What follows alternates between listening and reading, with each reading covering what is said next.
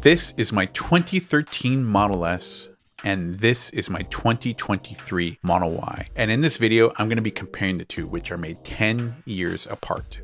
So before we get into it, some of you may be wondering why I'm even comparing a 2013 Model S to a 2023 Model Y. And the main reason is because Tesla recently sent an email to all Tesla owners that currently have free supercharging. Now, if you bought a Tesla, I think up until 2018 or so, your car came with free supercharging. And a lot of folks who bought Tesla cars in the early years will remember that the Model S was pretty much the only car you could buy. Now, the Model S blew any other electric car at the time out of the water. I remember test driving a Fiat and seeing that it supposedly got around 70 to 80 miles to the charge. And while I was driving, it looked more like it was about 30. Now here was a Tesla Model S that was offering 200 miles to the charge or so. And that seemed much, much better than, again, 70, 80, which was more realistically like 30 or 40. So again, at the time, the Model S was pretty much the only option, and it was pretty pricey. So now that Tesla offers multiple different models, the S, the X, the 3, and the Y, you have a lot of great options, especially for a more affordable electric car. Now, Tesla had offered a similar deal before, but you could only transfer to a new Model S or a new Model X. Now they're saying the Model Y is an option. And you're only transferring your supercharging from your old car to your new car, which is a fantastic deal. So I went ahead and took advantage of this and I bought the Model Y. Now, driving an older Tesla, I was always thinking about what I was missing out on the new models, but how different was it and would I really prefer a newer model? So just as a reminder, this video is not sponsored by Tesla in any way. I don't even know if they do sponsor videos. But in any case, if you do find this video helpful, please like and comment, ask any questions you may have, and also please use the referral link that's in the description. Now, let's get into it. One of the biggest changes is definitely the center screen. Not only is it horizontal compared to vertical on the Model S, but it only has the center console. The Model Y does not come with a driver's side screen, and it ends up losing some real estate on the main screen because of this. And I'm also not entirely convinced that I like this orientation better. 99% of the time that I'm looking at my screen, I'm looking at the map and the directions. I prefer a longer vertical view for this. The Model Y screen does make the map look much shorter. Now, just to expand on this a little bit more, I do get that the vertical orientation of the center screen definitely lends itself better to watching movies, playing video games, karaoke and such. But out of the hundreds of hours that I actually went to supercharge my car, I maybe stayed in my car, I'd say less than 2 hours. So I rarely use those features that are built into the car. Also, the frame rate and the resolution on the center screen isn't the best. I never really wanted to sit there and watch a TV show or anything like that. And sort of anecdotally, I never saw a lot of Tesla drivers sit in their car either. Usually when you're supercharging, you're near a Target, a Whole Foods, or some kind of shopping center in general. And if your car is going to take 40 minutes to an hour to charge, it's much better to go out, walk around, do some chores, shop while your car is charging. Again, I rarely sat in my car to actually use the center screen for its entertainment purposes. The center screen also has a lot more functions built into it. If you want to adjust your mirrors, you do it through the center screen. This is different from the Model S where it's on the driver's side door. You also do other things like open the glove box and pretty much any other function in the vehicle.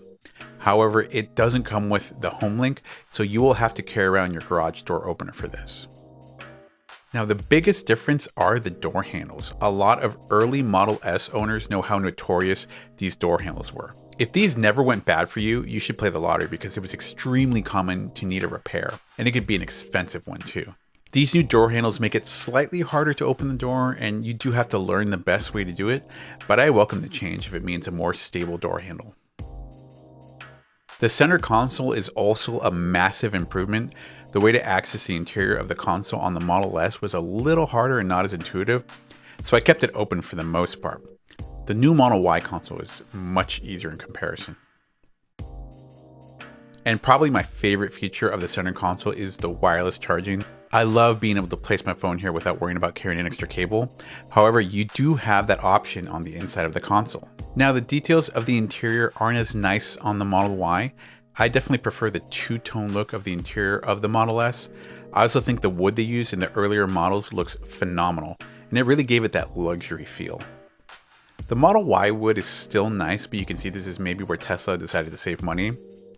Also, there doesn't seem to be a way to adjust the angles of the air conditioning. You can only control whether it comes out of the top, front, or bottom. I also noticed that a lot of chrome detailing is gone from the Model Y. And this goes for all the newer Teslas, which I can go either way on. The keys are also very different. You have to control a lot more from your phone or car directly on the Model Y. I really love being able to unlock my car, open the trunk or the front or even the charging port with my key. Also, it just looks so much cooler. I mean, look at it. It's a tiny Tesla. Now, the biggest game changer and the feature that really shows the advancement of Tesla and their technology are the various cameras that come stock with the car. Now, I know this has been on every Tesla since 2014 or so, but I'm new to the club and it makes me so happy for car technology. The visibility is cool and it comes in handy since the mirrors on the Model Y feel a bit small, but I really love the dash cam capabilities built in. I know this opens up the car for advanced autopilot and such too, but I don't quite trust those technologies yet. I think I'm okay with the stock safety features it comes with. I absolutely love Sentry mode. I love that it saves clips to the USB in your glove box. I also love that I can check in real time on my phone what's going on with my car. And this is mainly because my Model S got broken into after having it less than 2 weeks, and I haven't forgotten about it ever since. I mean, this car should be an insurance company's dream. It takes out all the ambiguity of claims, especially if another driver hits you and doesn't want to admit fault. I think it really favors a driver in that situation. Being able to save clips is great too because I get to capture every bad driver I encounter now. Now, a few things that are a little subjective that I feel are in the Model Y's favor are the regenerative braking is much stronger. I know this can be adjusted, but I always like this feature and I'm glad they made it stronger. The Model Y is also smaller. This really helps because it leaves more space in my garage, and to me, it is much more modest looking. I often got a lot of unwanted attention when I first got my Model S. Other drivers were always trying to race me, or people would constantly try to drive faster than me, especially if they had like a muscle type car. I always got a lot of folks telling me why they would never get this car or any electric car, and to be honest, those conversations got old pretty quickly. So I'm hoping the less flashy demeanor of the Model Y diminishes the rate of unwanted attention I was getting with my Model S. Now, there are a lot more software features in the Model Y that I won't cover in this video. It would just take too much time and there are a ton of videos out there that go over them in great detail. So in conclusion, I actually really still love my Model S. I think that the technology that was built into it 10 years ago is still ahead of a lot of the car manufacturers out there today. I think if I was somehow able to retrofit all the cameras in Sentry mode into my Model S, I would have been happy driving that car for the next few years, especially with free supercharging. And again, there are some things that I prefer about the interior compared to the Model Y, but I am extremely pleased with the Model Y. I haven't mentioned this yet, but I did get the long-range Model Y and I can definitely feel the difference. My Model S did give me some charging anxiety sometimes, especially when I left the house with less than 20% charge, but I haven't really felt that with the Model Y. I think most electric car owners will agree that driving range is the most important feature in an electric car.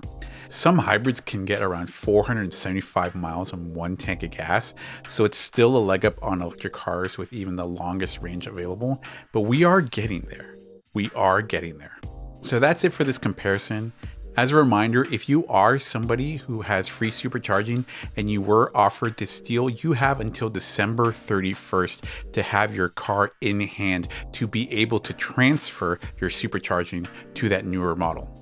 And just from my personal experience, it wasn't the smoothest transition. I think it took about 4 or 5 days until I actually got free supercharging. And I did try to supercharge my Model Y within that time, and they did charge me for supercharging, which I did get a refund on. So no harm, no foul. So if you do want to double check that supercharging transferred to your new vehicle, go to the specs and warranty section of your Tesla app, and you will see under there free supercharging. Don't forget to like, comment, and if you do buy a car, use my referral link. Thanks for watching.